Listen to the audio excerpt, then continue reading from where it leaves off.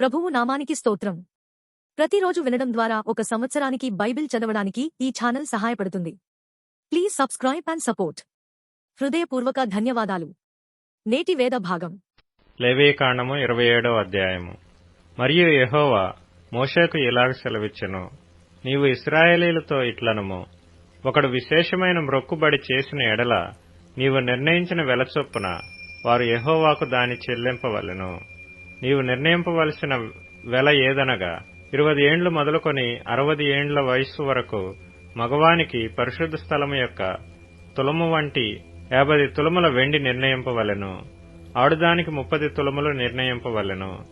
5 ఏండ్లు మొదలుకొని 20 ఏండ్ల లోపలి వయస్సు గల మగవానికి 20 తులముల వెలను, ఆడుదానికి 10 తులముల వెలను నిర్ణయింపవలెను. 1 నెల మొదలుకొని 5 ఏండ్ల లోపలి వయస్సు గల మగవానికి 5 తులముల వెండి వెలను, ఆడుదానికి 3 తులముల వెండి వెలను నిర్ణయింపవలెను. 60 ఏండ్ల ప్రాయము దాటిన మగవానికి 15 తులముల వెలను, ఆడుదానికి 10 తులముల వెలను నిర్ణయింపవలెను.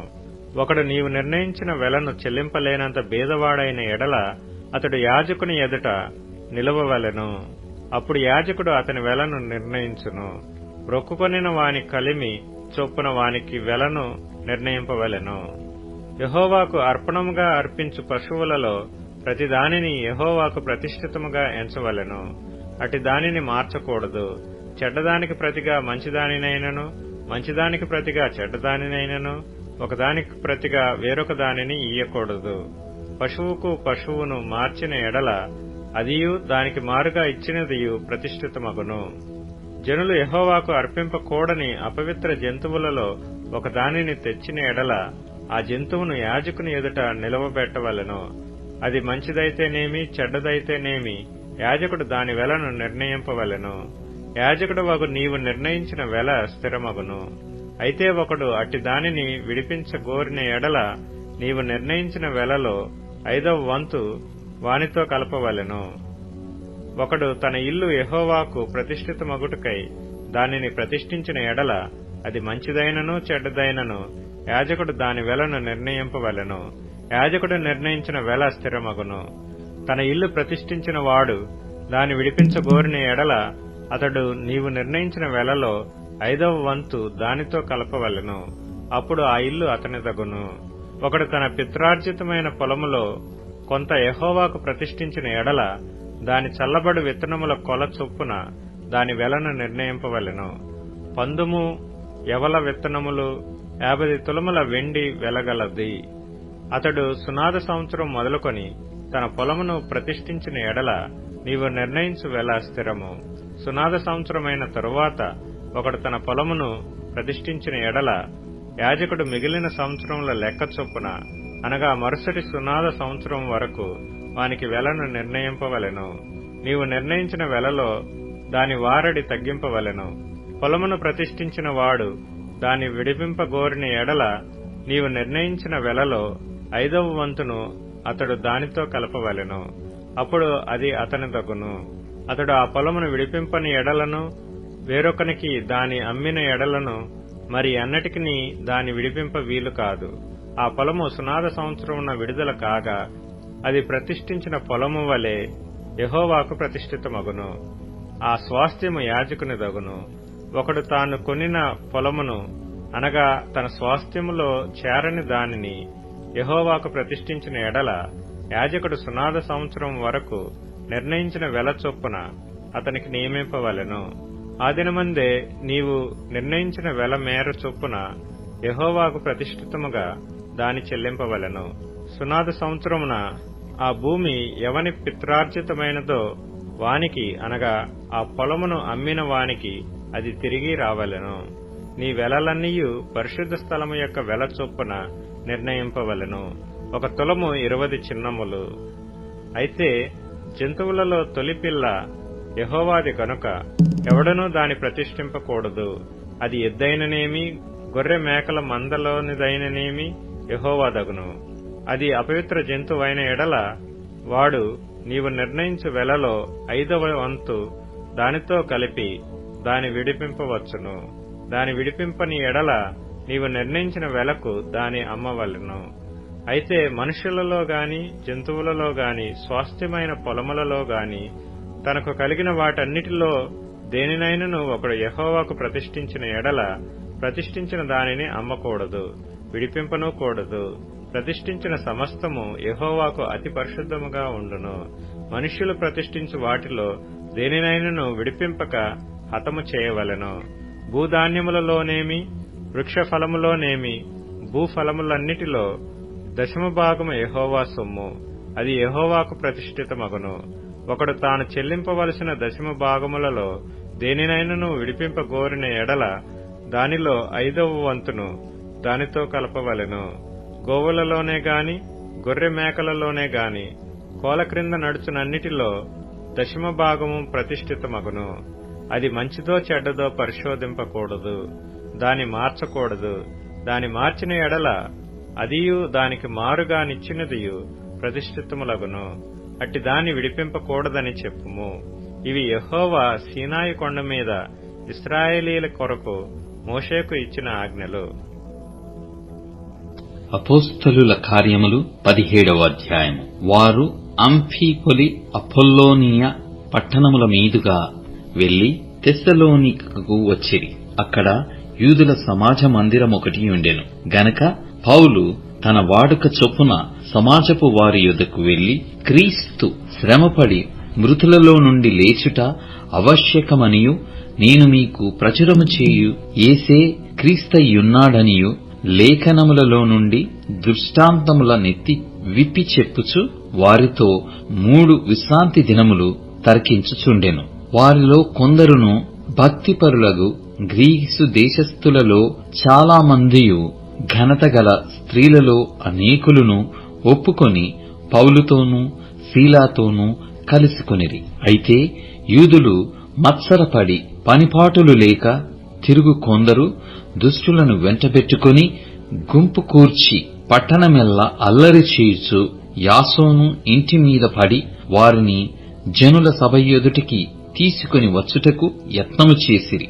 అయితే వారు కనబడనందున యాసోనును కొందరు సహోదరులను ఆ పట్టణపు అధికారుల యొద్దకు ఈడ్చుకొని పోయి, భూలోకమును తలక్రిందులు చేసిన వీరు ఇక్కడికి కూడా వచ్చియున్నారు. యాసోను వీరిని చేర్చుకొనియున్నాడు. వీరందరూ యేసు అను వేరొక రాజున్నాడని చెప్పి కైసరు చట్టములకు విరోధముగా నడుచుకొనివారు అని కేకలు వేసిరి. ఈ మాటలు వినుచున్న జనసమూహమును పట్టణపు అధికారులను కలవరపరిచి వారు యాసోను నొద్దకు మిగిలిన వారి యొద్దను జామీను తీసుకుని వారిని విడుదల చేసిరి. వెంటనే సహోదరులు రాత్రివేళ పౌలును శీలను బెరయకు పంపించిరి.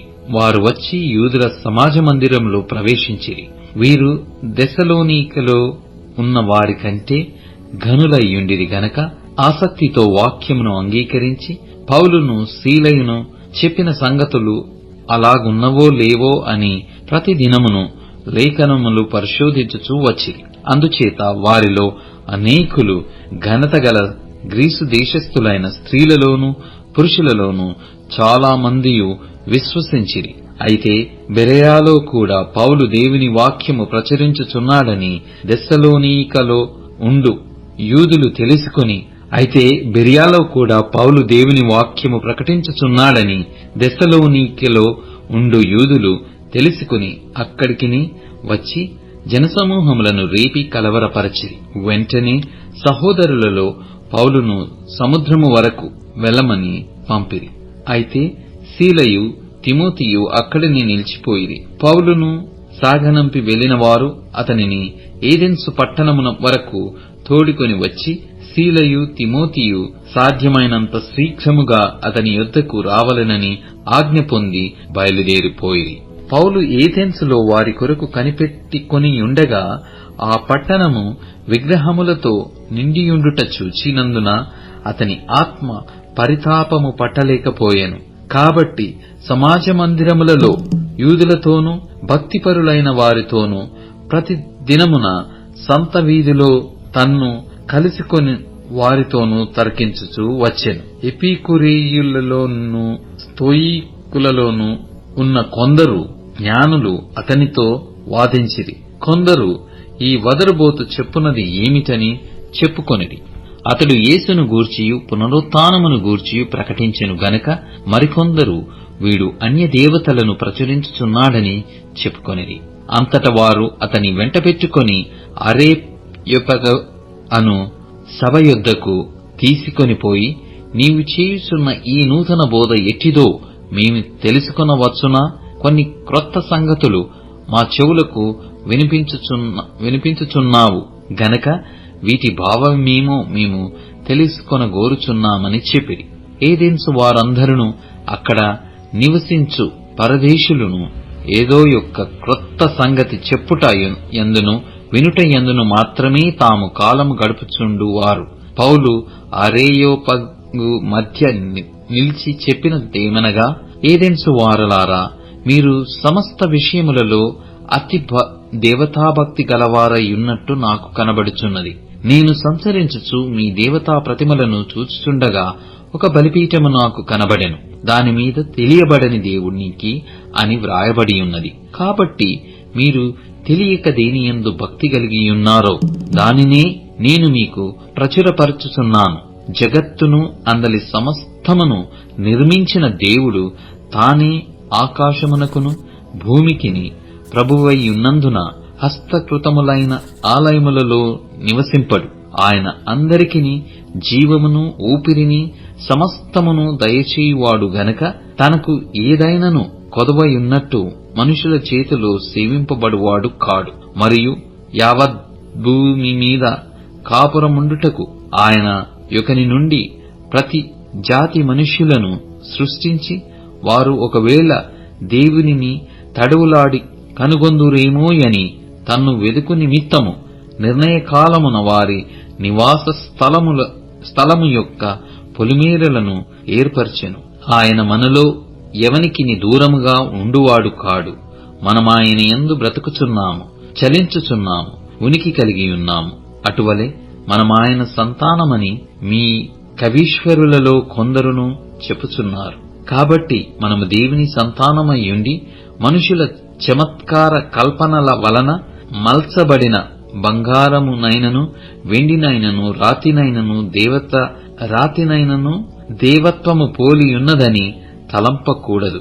ఆ అజ్ఞాన కాలములను దేవుడు చూడనట్టుగా ఉండెను. ఇప్పుడైతే అంతటను అందరును మారుమనస్సు పొందవలెనని మనుషులకు ఆజ్ఞాపించుచున్నాడు. ఎందుకనగా తాను నియమించిన మనుషుని చేత నీతి అనుసరించి భూలోకమునకు తీర్పు తీర్చబోయేడి ఒక దినమును నిర్ణయించియున్నాడు. మృతులలో నుండి ఆయనను లేపినందున దీని నమ్ముట అందరికిని ఆధారము కలగజేసియున్నాడు. మృతుల పునరుత్థానమును గూర్చి వారు వినినప్పుడు కొందరు అపహాస్యము చేసిరి, మరికొందరు దీని గూర్చి నీవు చెప్పునది ఇంకొకసారి విందుమని చెప్పిరి. అలాగుండగా పౌలు వారి మధ్య నుండి వెళ్లిపోయెను. అయితే కొందరు మనుషులు అతని హత్తుకొని విశ్వసించిరి. వారిలో అరేయోపగీయుడైన దియోనుసియ దామరి అను ఒక స్త్రీయు వీరితో కూడా మరికొందరు నుండిరి. అపోస్తలుల కార్యములు 18వ అధ్యాయం. అటు తరువాత పౌలు ఏథెన్సు నుండి బయలుదేరి కొరింతునకు వచ్చి పొంతు వంశీయుడైన అకుల అను ఒక యూదుని అతని భార్య అయిన ప్రిస్కిల్లను కనుగొని వారి యొద్దకు వెళ్ళెను. యూదులందరూ రోమా విడిచి వెళ్లిపోవలెనని క్లౌదియ చక్రవర్తి ఆజ్ఞాపించినందున వారు ఇటలీ నుండి క్రొత్తగా వచ్చిన వారు వృత్తికి డేరాలు కుట్టువారు. పౌలు అదే వృత్తి గలవాడు గనక వారితో కాపురముండెను. వారు కలిసి పనిచేయుచుండిరి. అతడు ప్రతి విశ్రాంతి దినమున సమాజ మందిరములో తర్కించుచు యూదులను గ్రీసు దేశస్థులను ఒప్పించుచూనుండెను. సీలయు తిమోతియు మాసిదోనియా నుండి వచ్చినప్పుడు పౌలు వాక్యము బోధించుటయందు ఆతురత గలవాడై యేసు క్రీస్తని యూదులకు దృఢముగా సాక్ష్యమిచ్చుచుండెను.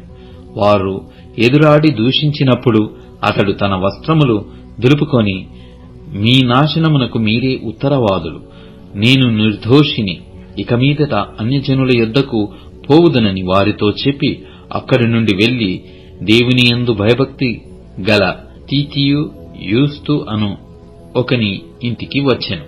అతని ఇల్లు సమాజ మందిరమును ఆనుకునియుండెను. ఆ సమాజ మందిరపు అధికారి అయిన క్రిస్పు అను ఇంటివారినందరితో కూడా ప్రభువునందు విశ్వాసముంచెను. మరియు కొరింథీయులలో అనేకులు విని విశ్వసించి బాప్తిస్మము పొందిరి. రాత్రివేళ దర్శనమందు ప్రభువు, నీవు భయపడక మాటలాడుము, మౌనముగా ఉండకము, నేను నీకు తోడైయున్నాను, నీకు హాని చేయుటకు నీ మీదికి ఎవడనూ రాడు, ఈ పట్టణములో నాకు బహు జనమున్నదని పౌలుతో చెప్పగా, అతడు వారి మధ్య దేవుని వాక్యము బోధించుచు 1 సంవత్సరము మీద 6 నెలలు అక్కడ నివసించెను. గల్లియోను అకయకు అధిపతిగా ఉన్నప్పుడు యూదులు ఏకీభవించి పౌలు మీదికి లేచి న్యాయపీఠము ఎదుట అతని తీసుకుని వచ్చి, వీడు ధర్మశాస్త్రమునకు వ్యతిరేక్తముగా దేవుని ఆరాధించుటకు జనులను ప్రేరేపించుతున్నాడని చెప్పిరి. పౌలు నోరు తెరిచి మాటలాడబోగా, గల్లియోను, యూదులారా, ఇది ఒక అన్యాయము గాని చెడ్డ నేరము గాని అయిన ఎడల నేను మీ మాట సహనముగా వినుట న్యాయమే. ఇది ఏదో ఒక ఉపదేశమును పేళ్లను మీ ధర్మశాస్త్రమును గూర్చిన వాదమైతే మీరే దాని చూచుకొనుడి. ఇలాంటి సంగతులను గూర్చి విమర్శ చేయుటకు నాకు మనసు లేదని యూదులతో చెప్పి వారిని న్యాయపీఠము ఎదుట నుండి తోలివేశాను. అప్పుడందరూ సమాజ మందిరపు అధికారి అయిన సోస్తెనేసును పట్టుకొని న్యాయపీఠము ఎదుట కొట్టసాగిరి. అయితే గల్లియోను వీటిలో ఏ సంగతిని గూర్చియూ లక్ష్య పెట్టలేదు. పౌలు ఇంకను బహుదినము అక్కడ ఉండిన తరువాత సహోదరుల యొద్ద సెలవు పుచ్చుకొని తనకు మొక్కుబడియున్నందున కెంక్రేయలో తల వెంట్రుకలు కత్తిరించుకొని ఓడ ఎక్కి సిరియకు బయలుదేరాను. ప్రిస్కిల్లా, అకుల అనువారు అతనితో కూడా వెళ్ళిరి. వారు ఎఫెసునకు వచ్చినప్పుడు అతడు వారినక్కడ విడిచిపెట్టి తాను మాత్రము సమాజ మందిరములో ప్రవేశించి యూదులతో తర్కించుచుండెను. వారింకను కొంతకాలముండుమని అతని వేడుకొనగా అతడు ఒప్పక, దేవుని చిత్తమైతే మీ యొద్దకు తిరిగి వత్తునని చెప్పి వారి యొద్ద సెలవు పుచ్చుకొని ఓడ ఎక్కి ఎఫెస్సు నుండి బయలుదేరాను. తరువాత కైసరయ రేవున దిగి యెరూషలేమునకు వెళ్లి సంఘపు వారిని కుశలమడిగి అంతియోకయకు వచ్చెను. అక్కడ కొంతకాలముండిన తరువాత బయలుదేరి వరుసగా గలతీయ ప్రాంతమందున్న ఫ్రుగ్రియయందును సంచరించుచు శిష్యులనందరినీ స్థిరపరచెను. అలెగ్జాంద్రియ వాడైన అపోల్లో అను ఒక యూదుడు ఎఫెసునకు వచ్చెను. అతడు విద్వాంసుడును లేఖనములయందు ప్రవీణుడునై ఉండెను. అతడు ప్రభువు మార్గము విషయమై ఉపదేశము పొంది తన ఆత్మయందు తీవ్రపడి యోహాను బాప్తిస్మము మాత్రమే తెలుసుకొనిన వాడైనను యేసును గూర్చిన సంగతులు వివరముగా చెప్పి బోధించుచు సమాజ మందిరములో ధైర్యముగా మాటలాడనారంభించెను. ప్రిస్కిల్లయు అకులయు విని అతన్ని చేర్చుకొని దేవుని మార్గము మరి పూర్తిగా అతనికి విశదపరచిరి. తరువాత అతడు అకయకు పోదలిచినప్పుడు అతనిని చేర్చుకొనవలెనని సహోదరులు ప్రోత్సాహపరచుచు అక్కడి శిష్యులకు వ్రాసిరి. అతడక్కడికి వచ్చి కృపచేత విశ్వసించిన వారికి చాలా సహాయము చేసెను. యేసే క్రీస్తని లేఖనముల ద్వారా అతడు దృష్టాంతపరిచి యూదుల వాదమును బహిరంగంగాను గట్టిగాను ఖండించుచు వచ్చెను. కీర్తనల గ్రంథం 59వ కీర్తన. నా దేవా, నా శత్రువుల చేతిలో నుండి నన్ను తప్పింపుము. నా మీద పడువారికి చిక్కకుండా నన్ను ఉద్ధరించుము. పాపము చేయువారి చేతిలో నుండి నన్ను తప్పింపుము. రక్తాపరాధుల చేతిలో నుండి నన్ను రక్షింపుము. నా ప్రాణము తీయవలెనని వారు పొంచియున్నారు.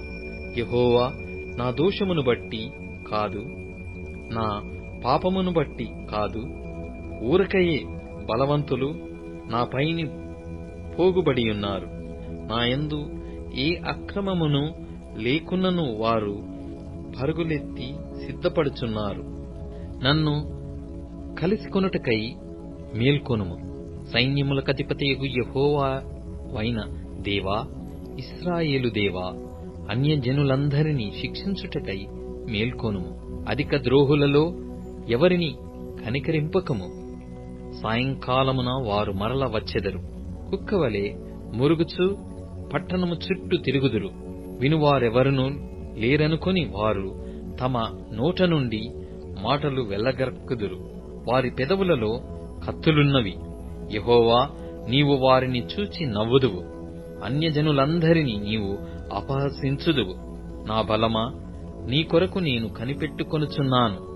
నా ఉన్నతమైన దుర్గము దేవుడే. నా దేవుడు తన కృపతో నన్ను కలిసికొనెను. నా కొరకు పొంచియున్న వారికి సంభవించిన దానిని దేవుడు నాకు చూపించును. వారిని చంపకుము, ఎలయనగా నా ప్రజలు దానిని మరచిపోదురేమో. మా కీడెమైన ప్రభువా, నీ బలము చేత వారిని చెల్లాచెదరు చేసి అణగగొట్టుము. వారి పెదవుల మాటలను బట్టియు, వారి నోటి పాపమును బట్టియు, వారు పలుకు శాపవచనమును బట్టియు, అబద్ధములను బట్టియు వారు తమ గర్వములో చిక్కుపడుదురుగాక. కోపము చేత వారిని నిర్మూలము చేయుము. వారు లేకపోవునట్లు వారిని నిర్మూలము చేయుము. దేవుడు యాకోబు వంశమును ఏలుచున్నాడని బూదిగంతముల వరకు మనుషులు ఎరుగునట్లు చేయుము. సాయంకాలమున వారు మరల వచ్చెదరు. కుక్కవలే మురుగుచు పట్టణము చుట్టూ తిరుగుదురు. తిండి కొరకు వారు ఇటు అటు తిరుగులాడెదరు. తృప్తి కలిగిన ఎడల రాత్రి అంతయు ఆగుదురు. నీవు నాకు ఎత్తైన కోటగా ఉన్నావు. ఆపద్దినమున నాకు ఆశ్రయముగా ఉన్నావు. నీ బలమును గూర్చి నేను కీర్తించెదను. ఉదయమున నీ కృపను గూర్చి ఉత్సాహగానము చేసెదను. దేవుడు నాకు ఎత్తైన కోటగాను కృపగల దేవుడుగాను ఉన్నాడు. నా బలమా, నిన్నే కీర్తించెదను.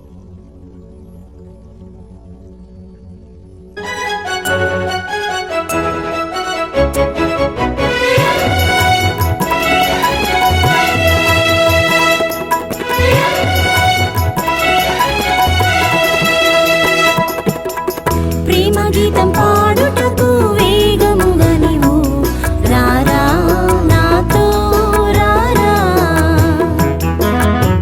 ప్రేమ గీతం పాడుటకు వేగముగా నీవు రారా, నాతో రారా.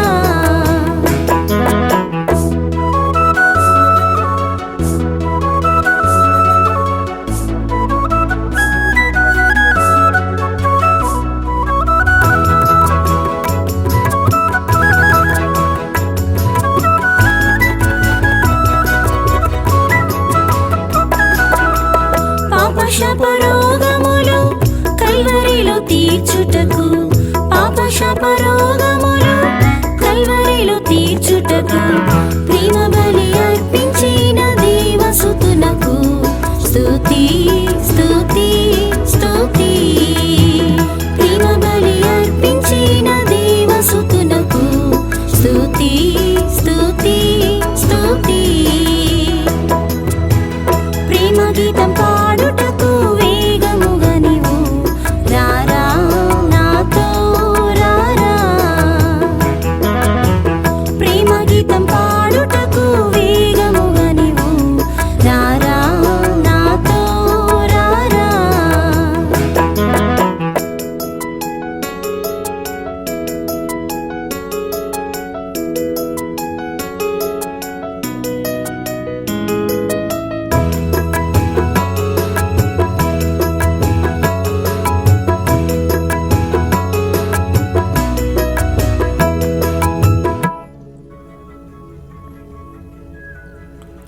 ఆదరణ లేకయున్న అనాథ బీదలకు, ఆదరణ లేకయున్న అనాథ బీదలకు ఆదరణ ఇచ్చిన మధ్యవర్తికి ఘనము ఘనము ఘనము. ఆదరణ ఇచ్చిన మధ్యవర్తికి ఘనము ఘనము ఘనము. ప్రేమ గీతం పాడుటకు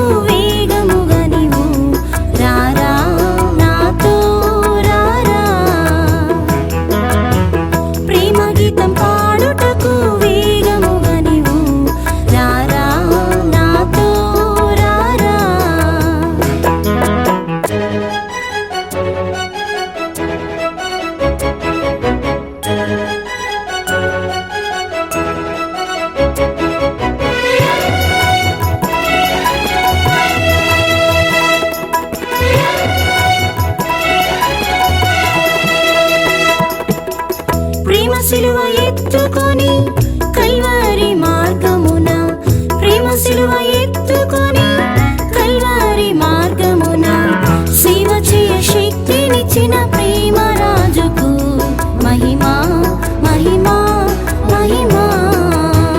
సేవ చేయ శక్తినిచ్చిన ప్రేమ రాజుకు మహిమా మహిమా మహిమా.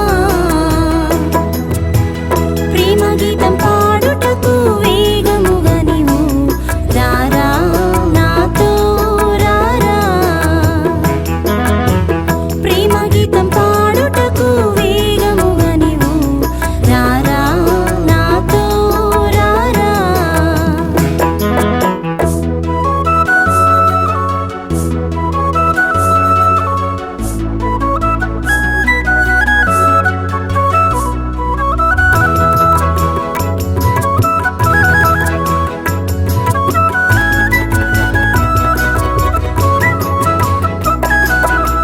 వెవ్వేలు దూతలతో మేఘములు వస్తారని, వెవ్వేలు దూతలతో మేఘములు వస్తారని వాగ్దానం చేసిన ఆత్మప్రియునకు స్తోత్రం స్తోత్రం స్తోత్రం.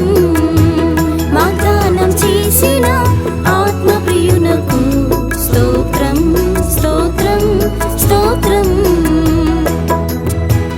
ప్రేమ గీతం పాడుటకు వేగముగా నీవు రారా నాతో రారా. ప్రేమ గీతం పాడుటకు వేగముగా నీవు రారా నాతో రారా.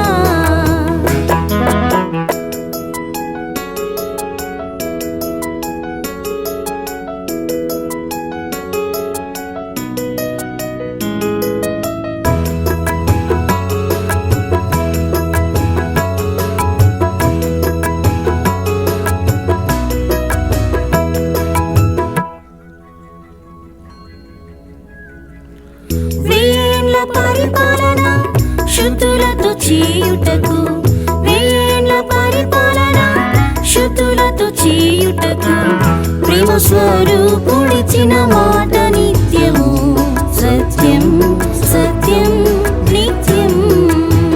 ప్రేమ స్వరూపుడిచిన మాట నిత్యము సత్యం సత్యం నిత్యం. ప్రేమ గీతం పాడుటకు వేగముగా నీవు రారా నాతో రారా.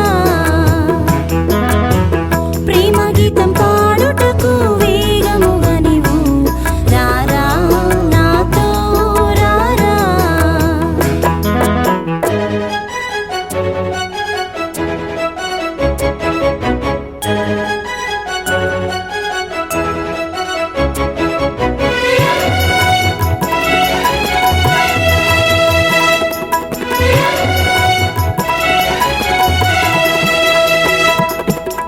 స్ఫటికమలె మెరయునట్టి సియోను కొండ మీద, స్ఫటికమలె మెరయునట్టి సియోను కొండ మీద సేవ చేయు త్యాగులు వేగం చేరుదురు.